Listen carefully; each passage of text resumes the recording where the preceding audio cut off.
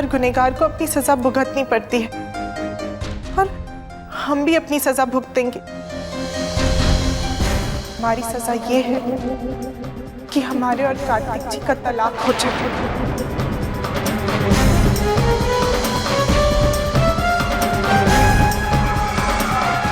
Divorce papers दीजिए। हम divorce papers sign करने के लिए तैयार।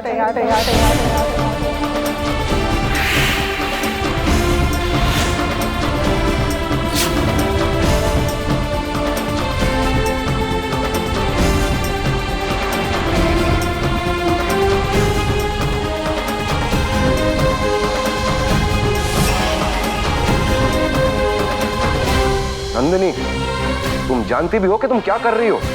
हम फैसला कर चुके हैं।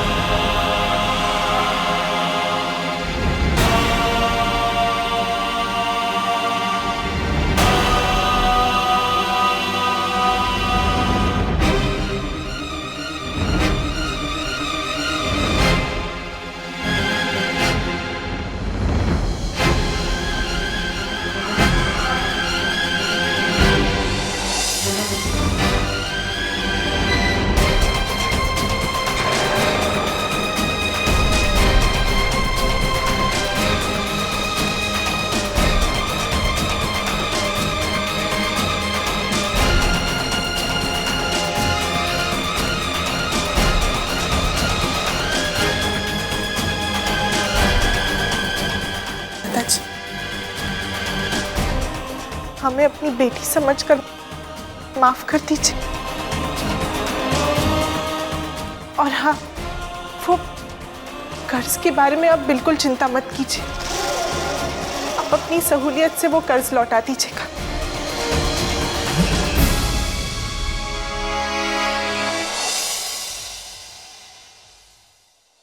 कार्तिक जी, आप अपना ख्याल रखिएगा। अच्छा राय साहब, हम लोग चलते हैं।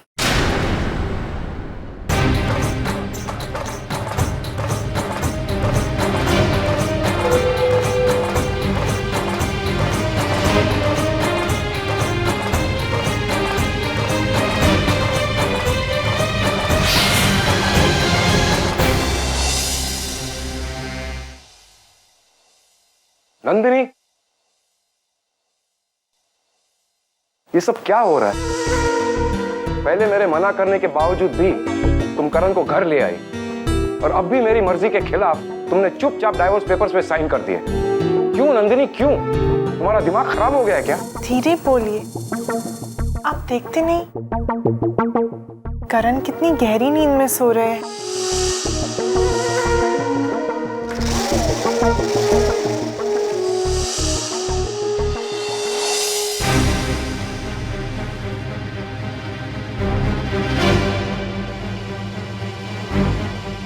आप जो सवाल हमसे पूछ रहे हैं, उस सवाल का जवाब हम बाहर पहले ही दे चुके हैं। पापा कहते हैं ना कि हालात के विरुद्ध जाकर हालात बदले नहीं जा सकते, हवा के रुख के साथ बहो तो सही दिशा खुद ब खुद मिल जाती है। अब हमारी समझ में आया कि जो कुछ भी होता है अच्छे के लिए ही होता है।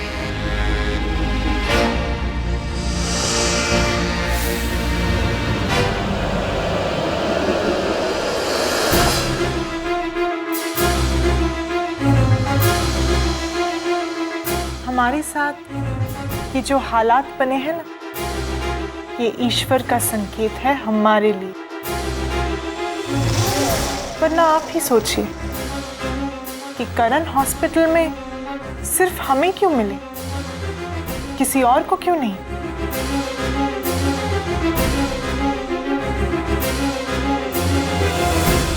आज हम करण का ख्याल रख रहे हैं और वक्त आने पर करण हमारा ख्याल रखेंगे।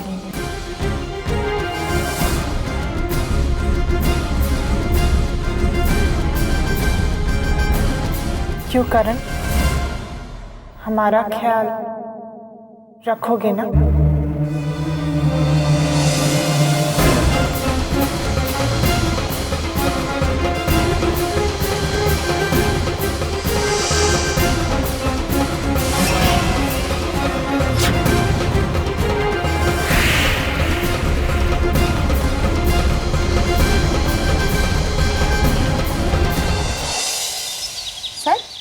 नंदिनी ने ऐसा कहा? अरे वही तो बता रहे हैं, आज जिस नंदिनी को हम मिलकर आ रहे हैं वो तो जैसे बिल्कुल ही बदल गई है। उसे अपने किए पर पछतावा हो रहा है। चलो, कहते हैं ना, देर आए लेकिन दुरुस्त आए। अब जाके उसकी समझ में रिश्तों की अहमियत आई है। तभी तो उसने कार्तिक को इस अनचाहे रिश्ते से फौरन मुक्त कर दिया और ये डाइवोर्स पेपर्स पर साइन भी कर दी। जी, मैंने अपने दोस्त जज मल्होत्रा से बात कर ली है। कार्तिक और नंदिनी का डाइवोर्स तुरंत हो जाएगा। राय साहब काफी नाराज थे और उनकी नाराजगी समझ में आने वाली बात है। भाई कुछ भी हो, है तो एक बेटी की मां। नंदिनी में जो ठहराव देखा उसकी उम्मीद नहीं थी मुझे। और हाँ, राय साहब बता रहे थे कि नंदिनी का कल बड़ा मेजर एक्सीडेंट हुआ था। मौत के मुंह में जाते जाते बची है। हो सकता है जिंदगी की अहमियत समझ में आने के बाद ही उसमें ये बदलाव आया। नहीं चाचा जी, मुझे तो अभी भी इस बात पर यकीन नहीं है कि नंदिनी अचानक इतना बदल गई। मैं उसे अच्छी तरीके से जानता हूँ। हो सकता है ये फिर से उसकी कोई नई चाल। नहीं कार्तिक जी, कहते हैं ना, सुबह का भूला अगर शाम को घर लौट आए तो उसे भूला नहीं कहते। डिवोर्स के पेपर्स पर साइन करना ही इस बात का सबसे बड़ा सबूत है कि नंदिनी वाकई में बदल गई। सुमन बिल्कुल ठीक कह रही है। बस अब कार्तिक, जो हो गया उसे भूल जाओ। हाँ बहू, कार्तिक और नंदिनी के रिश्ते की उम्र इतनी ही थी। मैं तो कहती हूँ अंत भला तो सब भला। भगवान नंदिनी का भी भला करे। उसने कार्तिक को मुक्ति दे दी।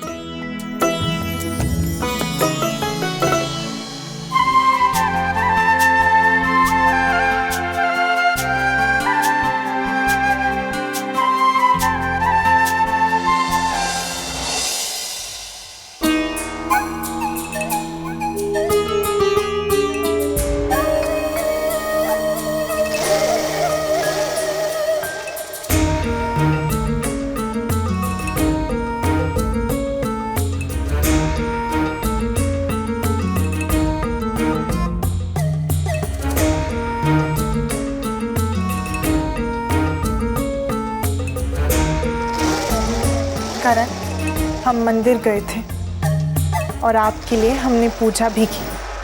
हमें पूरा विश्वास है कि आप जल्द से जल्द ठीक हो जाएंगे।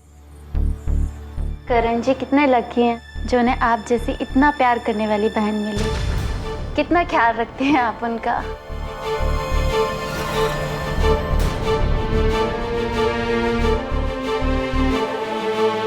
अरे डॉक्टर साहब, आइए ना।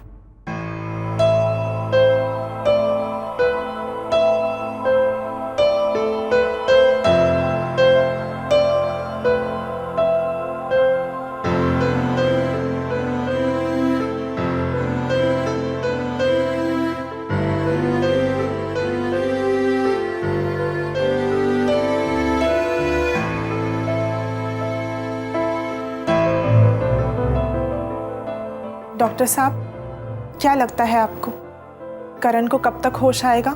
हम कुछ नहीं कह सकते कि कौन से पल या कौन से बात से रिएक्ट करे और इनकी लंबी बेहोशी टूट जाए।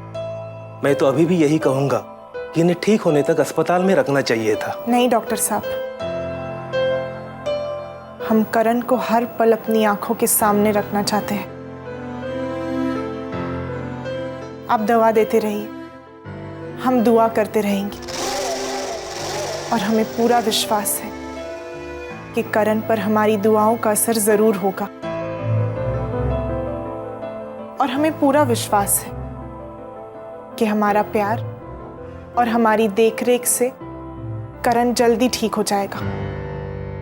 और इसलिए तो हम करण को हॉस्पिटल से घर लाए हैं। जैसी आपकी मर्जी।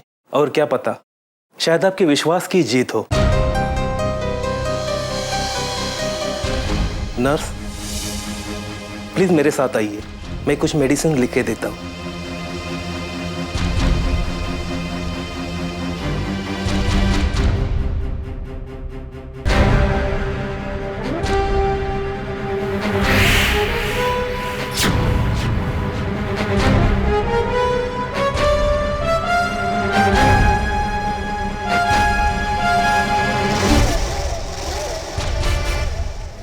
उठो करण, अपनी आंखें खोलो। तुम्हारी सुमन आंखें बिछाए तुम्हारा इंतजार कर रही है। वो सुमन जो तुम्हारी दिल की धड़कन है, तुम्हारी जिंदगी है, तुम्हारा प्यार है। हाँ करण,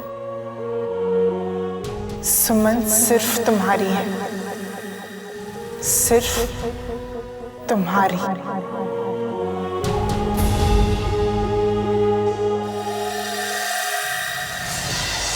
पंडित जी, कार्तिक और सुमन की शादी का कोई अच्छा मुहूर्त देखकर निकालेगा। जी।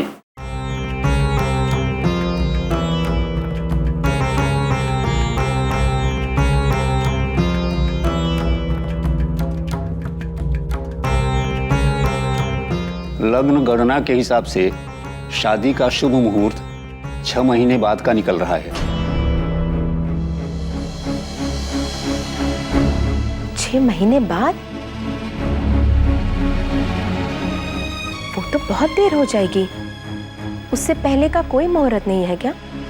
उसके पहले एक बहुत ही शुभ मुहूर्त है, लेकिन वो 2 दिन बाद का ही है। इतनी जल्दी? बहू, 6 महीने तक हम इंतजार नहीं करना चाहते, तो फिर इसके अलावा और क्या विकल्प रह जाता है हमारे पास? और फिर कहते हैं ना कि शुभ काम में देर नहीं करनी चाहिए। शुभ कार्य जितने जल्दी हो जाए अच्छा है। हो सकता है ईश्वर की यही मर्जी हो कि सुमन और कार्तिक अब जल्द से जल्द जन्म जन्म के बंधन में बंध जाए। हाँ बेटा, ये कुंडलियां पंडित जी को दो। ये इन दोनों बच्चों की कुंडलियां हैं, इन्हें मिलाकर देखिए आप कि इनका भविष्य कैसा रहेगा। पिछले दिनों घर में काफी अशांति रही है पंडित जी, तो जरा मिलान करके देखिए कि इनका आने वाले कल में कहीं कोई मुश्किल तो नहीं है ना।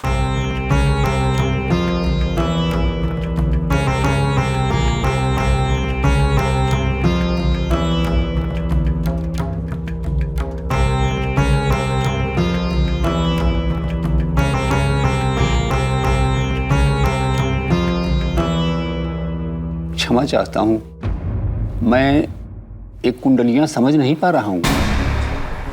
क्यों? इन कुंडलियों में ऐसा क्या है जो आपको उलझन में डाल रहा है? आप जिस लड़के लड़की की शादी का शुभ मुहूर्त पूछ रहे हैं, मेरी गणना के हिसाब से तो इन दोनों का विवाह एक दूसरे से हो चुका है।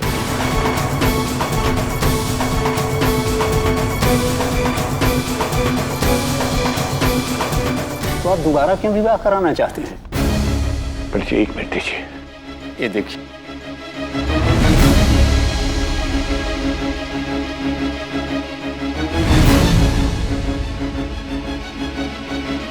आपकी गणना गलत नहीं है पंडित जी।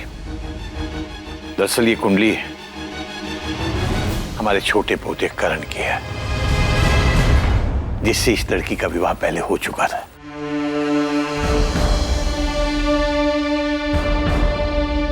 जो इस दुनिया में नहीं है। हाँ बेटा, ये कुंडली लेकर जाओ और कार्तिक भैया की कुंडली लेकर आओ। जी दादाजी।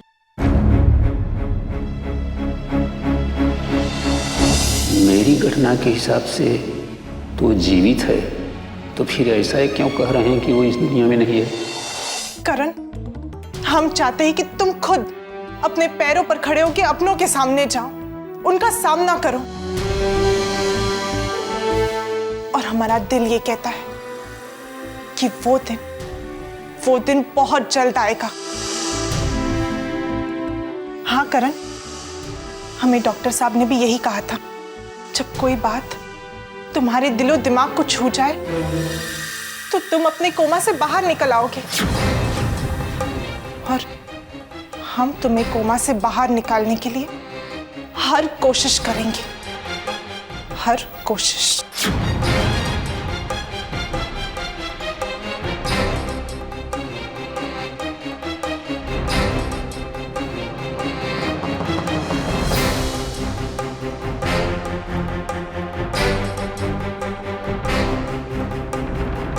करण, ये देखो, इन तस्वीरों को देखो, जब सुमन पहली बार तुम्हारी दुल्हन बनकर घर पर आई थी। देखो करण, अपनी आंखें खोलो। ये दादाजी जो आज भी तुम्हारा इंतजार कर रहे हैं करण। और ये कंचन है, तुम्हारी बहन। देखो ना, कितनी खुश है अपने भाई की शादी पर। और ये माँ है।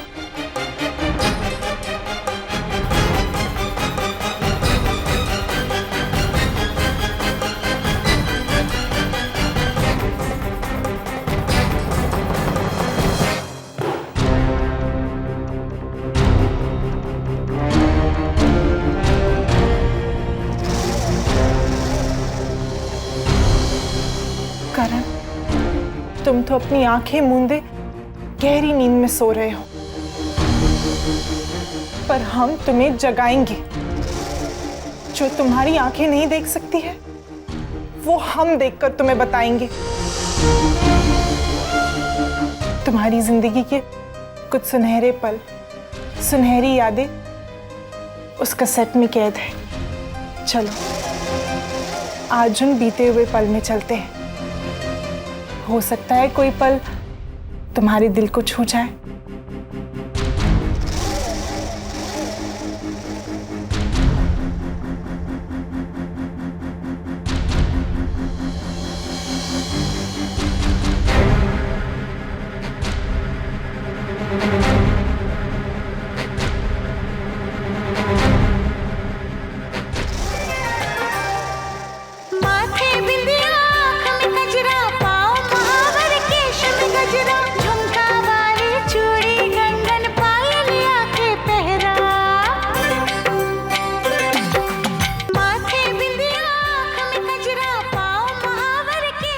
करण, देखो तुम दोनों कितने अच्छे लग रहे हो। देखो, अपने भाई को देखो।